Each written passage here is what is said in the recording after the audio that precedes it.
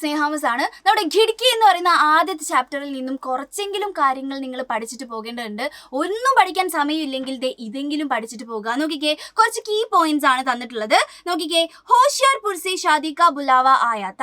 ഹോഷിയാർപൂരിൽ നിന്നും ഷാദിയുടെ കല്യാണത്തിന്റെ ബുലാവ ആയാത്ത, ക്ഷണം വന്നിട്ടുണ്ടായിരുന്നു. നമ്മുടെ ഒന്നാമത്തെ പോയിന്റ് ആണ്. ആ മൊത്തം കഥയെ നമ്മൾ എന്ത് ചെയ്താണ്, ചുരുക്കി പോയിന്റ്സ് ആക്കിയേക്കാണേ.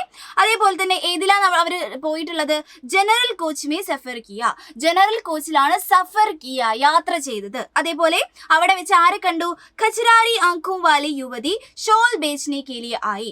ഖച്ചറാരി ആംഖോം വാലി എന്നുള്ളത് ആലോചിക്കട്ടോ. ഖച്ചറാരി ആംഖോം വാലി യുവതി ഷോൾ ബേച്ച്നെ കെ ലിയെ, ഷോള് വിൽക്കുവാൻ വേണ്ടിയിട്ട് എന്ത് ചെയ്തു? ആയി, വന്നു എന്നുള്ള പോയിന്റും പഠിച്ചു വെക്കാം.